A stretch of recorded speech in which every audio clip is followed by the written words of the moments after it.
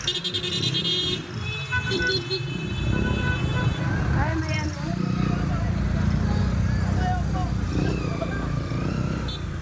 May banggaan siya. Ay, pala traffic. Magpa-car wash. Dito naman kami mga ka-wonder. Yan o, manok. Bili kami ng manok. Oh.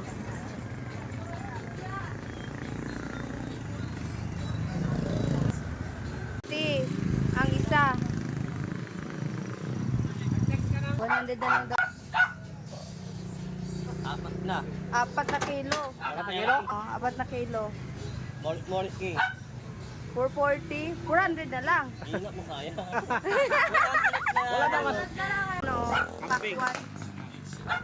Kambing, may paninda rin silang kambing. Gagaling sa Bulacan. Kung gusto nyo pumili nito. Kambing. Fresh yan. Manok nila galing sa ano yan, Bulacan. Diba? May mga ano din sila. Oh. Juan. Pakwan. Mura lang din yung pakwan. Ito na yung binili ko kanina mga kawander. Ang laki oh. Ano mo? Diba? 4 kilos. Mahigit.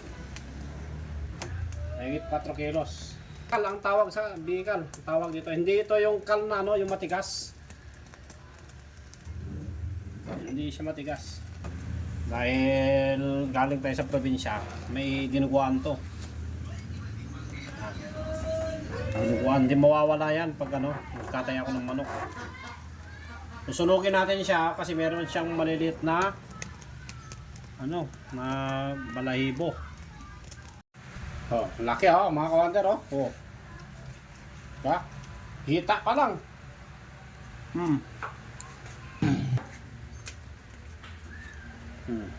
Yan na. Yung laman loob, tsaka yung paa, ulo, paa. Gagawin natin ano yan, dinuguan. Yung taba. Taba ng manok, siya yung mantika ko. Gagamitin kong mantika. Mga kawander, oh. Napamantika ko siya. Mga kawander, oh. Di ko nahiwa yung sibuyas, kalimutan ko. Gigisa natin ngayon yung ano, dinuguan. Tapos ko na pala nagigisa yung ano, yung tinola, ang tinola ko. Ito naman pang dinuguan. Ito pa rin yung ano, yung taba ng manok oh.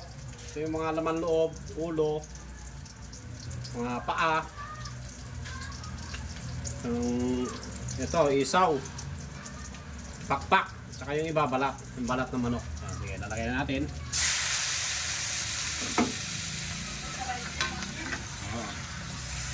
Alam nyo na ibig sabihin yan mga kawander pag ganito nagluto ako. Kahapon na rin, no?